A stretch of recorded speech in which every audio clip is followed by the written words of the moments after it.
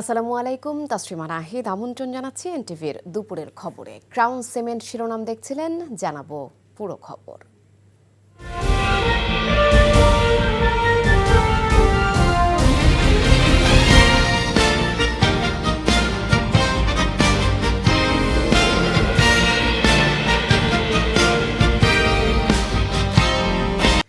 আগামীর বাংলাদেশে মানুষকে ধর্মের ভিত্তিতে নয়, যোগ্যতার মাধ্যমে মূল্যায়ন করা হবে বলে জানিয়েছেন বিএনপি চেয়ারম্যান তারেক রহমান। তিনি বলেন, ৭১ সালে যেমন সবাই ঐক্যবদ্ধভাবে দেশ স্বাধীন করেছে, তেমনি এখনও ধর্ম বর্ণ নির্বিশেষে সবাই মিলে দেশ গড়ে তুলতে হবে।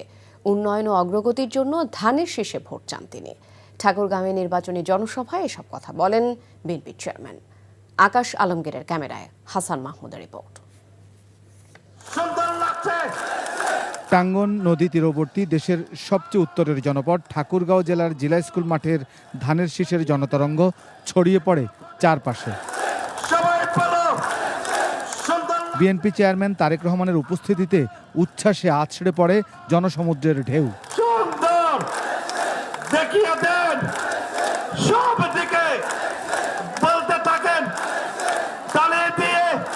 এক সময়ের রুটির ছুরি খ্যাত এ অঞ্চলে শস্য সংরক্ষণে হিমাগার নির্মাণ, মেডিকেল কলেজ স্থাপন, বিমানবন্দর চালুসহ বেশ কিছু প্রতিশ্রুতি দেন তারেক রহমান।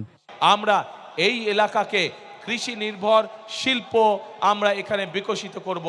যে কৃষির সাথে সম্পর্কিত যত শিল্প আছে সেই সকল শিল্প কলকারখানা আমরা এই সমগ্র এলাকার মধ্যে গড়ে তুলতে চাই, যাতে করে এই এলাকার মানুষের কর্মসংস্থান হয়। ঠাকুরগাঁ সহ পঞ্চগড় সহ দিনাজপুর এলাকায় আমরা বিভিন্ন জায়গায় যেখানে যেখানে প্রয়োজন আমরা কৃষকদের উপযোগী করে হিমাগার তৈরি করতে চাই।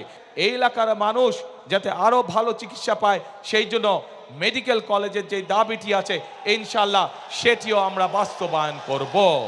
একইভাবে যারা আইটিতে কাজ করে তাদের জন্য আইটি পার্ক বা আইটি হাব আমরা গড়ে তুলতে চাই, যাতে এলাকার ছেলেরা এলাকা থেকেই তারা তাদের কর্মসংস্থানের ব্যবস্থা করতে পারে।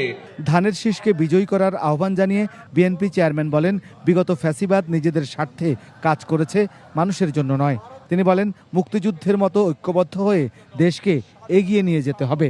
এলাকার জন্য কি করব, এলাকার মানুষের জন্য আমরা কি করব, সেই জন্যই আজকে আপনাদের সামনে আমরা আমাদের দলের যে পরিকল্পনা সেই পরিকল্পনাগুলো আমরা আপনাদের সামনে তুলে ধরেছি, এবং এই পরিকল্পনা তুলে ধরার মাধ্যমেই যেই কাজগুলো করব সেই কাজগুলো করার মাধ্যমে আজ আমি ঠাকুরগাঁ, দিনাজপুর, নীলফামারী সমগ্র এলাকার এই বৃহত্তর এলাকার মানুষের কাছে, ভাই বোনদের কাছে, মা বোনদের কাছে আজকে আমি এসেছি ধানের শীষের পক্ষে ভোট চাইতে।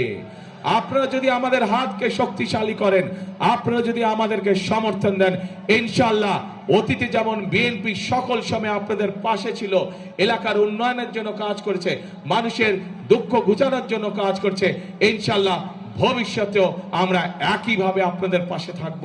এ সময় দলের মহাসচিব সহ এ অঞ্চলের প্রার্থীদের পরিচয় করিয়ে দেন তারেক রহমান। ভোট চাইয়ে যাচ্ছি আপনাদের কাছে, আমি কি আপনাদের সমর্থন পেতে পারি প্রিয় ভাই বোনেরা?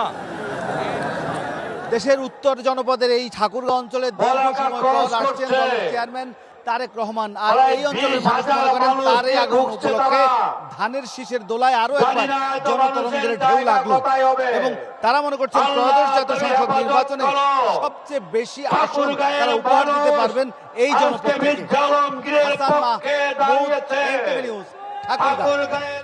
অসৎ নেতৃত্বের কারণে দেশের মানুষের অবস্থার পরিবর্তন হয়নি দাবি করে জামায়াতে ইসলামের আমির ডক্টর শফিকুর রহমান বলেছেন, নির্বাচন আসলে একটি গোষ্ঠী জাতির সামনে বসন্তের কোকিলের মতো হাজির হয়।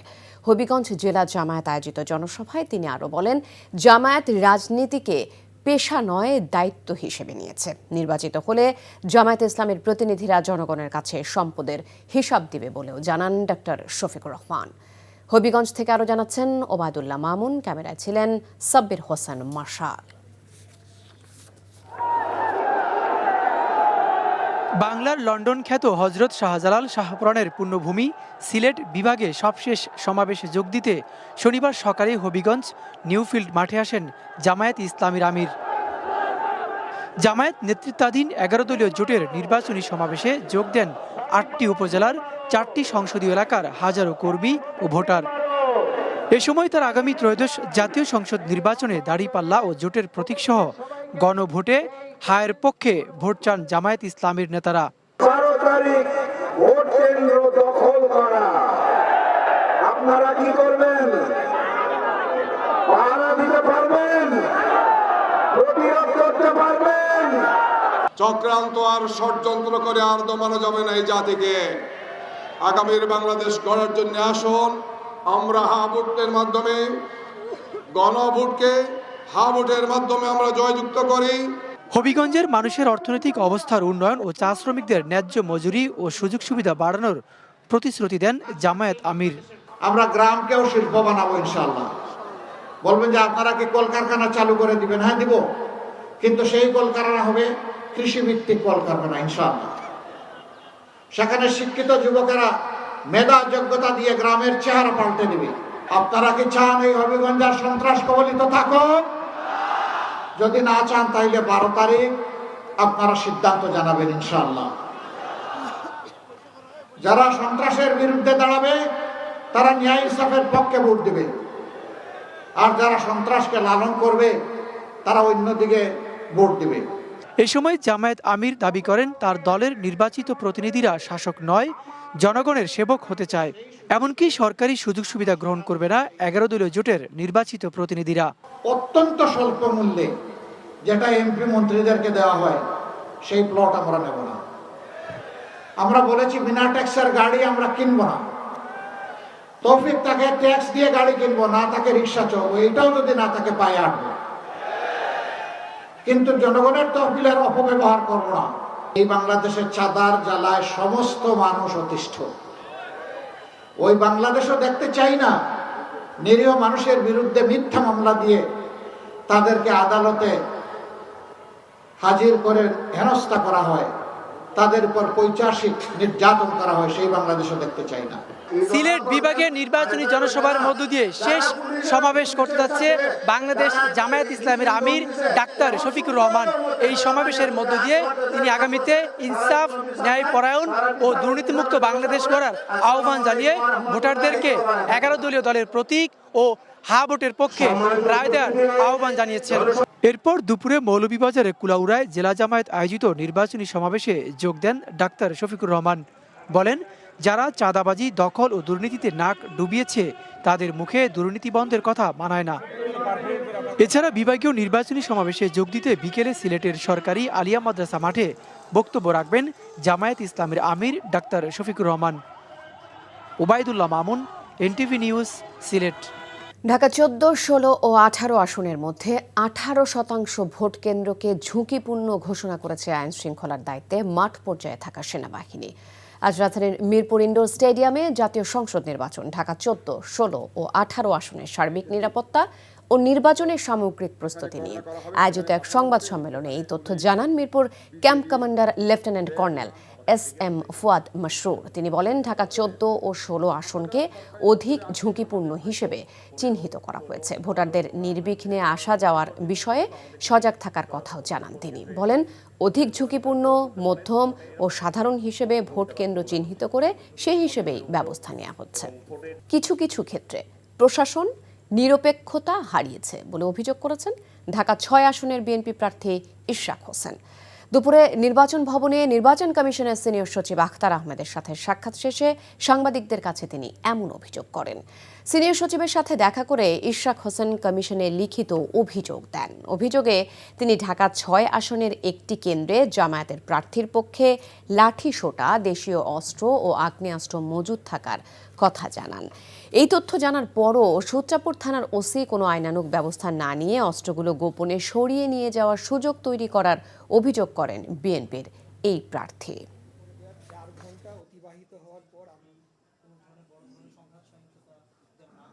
সূত্রাপুর থানার যিনি ওসি সাহেব আছেন, তো ওনার ব্যাপারে আমাদের এটি একটা সম্মিলিত অভিযোগ এলাকাবাসী সহ আমাদের, কারণ ওনাকে জানানোর পরেও তিনি প্রবেশ করেননি এবং তিনি একটা উইন্ডো স্পেস করে দিয়েছেন, যেই সময়টির মধ্যে ধারণা করা হচ্ছে লাঠিসোঁটার বাইরেও আগ্নেয়াস্ত্র সেখান থেকে বহন করে বের করে নিয়ে যাওয়া হয়েছে। অন্তর্বর্তী সরকার অর্থনৈতিক সংস্কারকে মূল এজেন্ডা হিসেবে না নিলেও প্রতিষ্ঠানগুলোর প্রধানদের যোগ্যতায় অর্থনীতি ঘুরে দাঁড়িয়েছে বলে জানিয়েছে Centre for Policy Dialogue CPD. সকালে রাজধানীর ব্র্যাক সেন্টারে সিপিডি আয়োজিত এক সংবাদ সম্মেলনে এই সব তথ্য তুলে ধরেন সংস্থাটির গবেষণা পরিচালক ডক্টর খন্দকার গোলাম মোয়াজ্জেম। বর্তমানে দেশের টাকার মান ও মূল্যস্ফীতি স্থিতিশীল রয়েছে বলেও জানানো হয় সংবাদ সম্মেলনে। তিনি বলেন, ব্যাংকগুলোর ভঙ্গুর অবস্থার থেকে উত্তরণে একীভূতকরণের উদ্যোগ নেওয়া হয়েছে।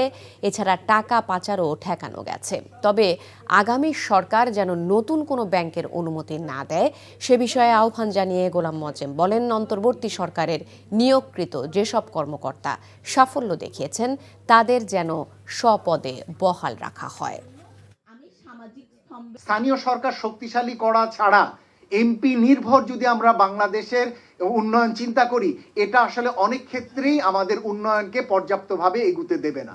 সুতরাং যে রাজনৈতিক দলগুলো ইলেকশন ম্যানিফেস্টো করেছেন জাতীয় পর্যায়ে, উচিত হচ্ছে এমপিদের স্থানীয় পর্যায়ে, লোকাল গভর্নমেন্ট পর্যায়ে তাদের এই ধরনের ইলেকশন ম্যানিফেস্টো তৈরি করা এবং সেই জিনিসগুলো নিয়ে এগুলো।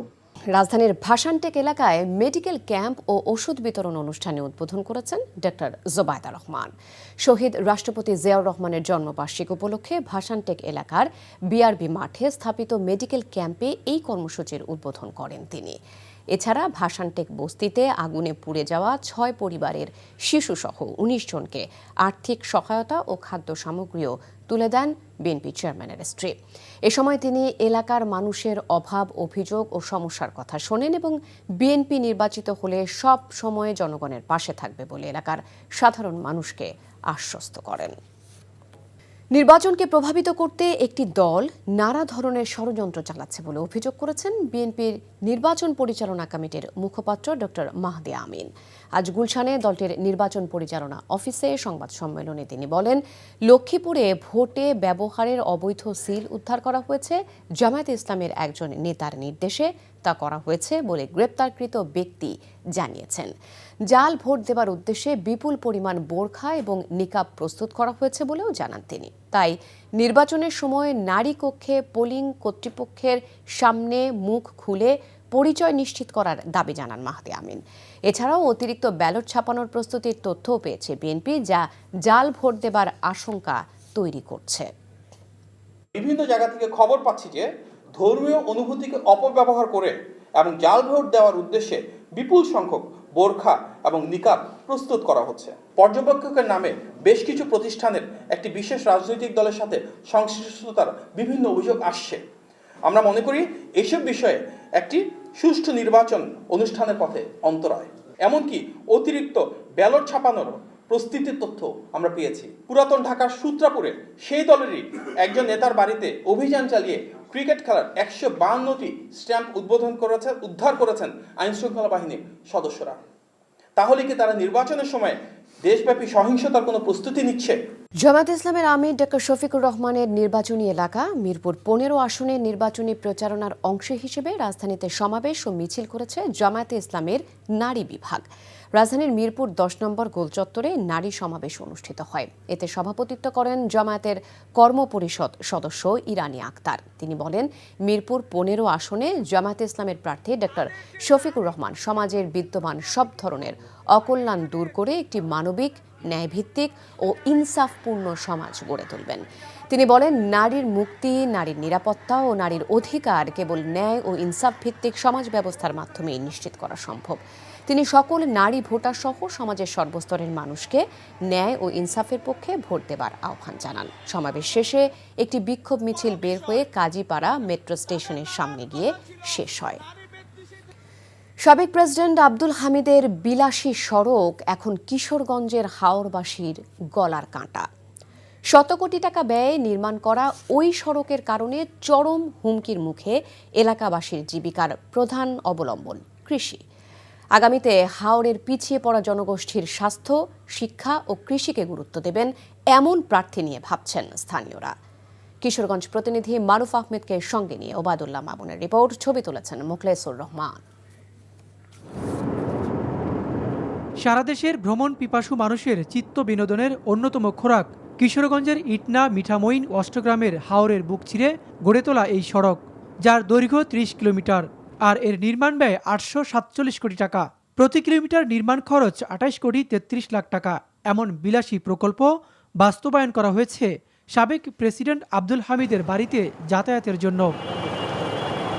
হাওরের মাঝখান দিয়ে এমন দীর্ঘ বাঁধ তৈরি করায় বিপাকে পড়েছেন এলাকাবাসী, কারণ তাদের জীবিকার একমাত্র অবলম্বন কৃষি এখন হুমকির মুখে। একই সাথে প্রাকৃতিক বিপর্যয়ের পথে এলাকার পরিবেশ ও প্রতিবেশ। ১৫ বছরে এখানে ব্যয়বহুল দৃষ্টিনন্দন সড়ক ছাড়া হাওর অঞ্চলের মানুষের ভাগ্যে তেমন কিছুই জোটেনি বলে জানিয়েছেন এলাকাবাসী। প্রাকৃতিক কারণে এখনও তাদের যাতায়াতের মাধ্যম নৌকা, ফেরি আর লঞ্চ ও ট্রলার। কিশোরগঞ্জ যাইতে হইলে অনেক রেট হয়, ২-৩টা ফেরি পার হইতে হয়। এটা যত যোগাযোগ ব্যবস্থা অনেক ভালো হয়, এটা আমরা চাই। হাওড়া লোকে আমাদের সর্বসমস্যা হচ্ছে কৃষি, ভালো কোনো স্কুল, ভালো কোনো ভার্সিটি এগুলো নাই। শিক্ষার দিক দিয়ে আমাদের হাওড়া এলাকা অনেক পিছনে রয়ে গেছে।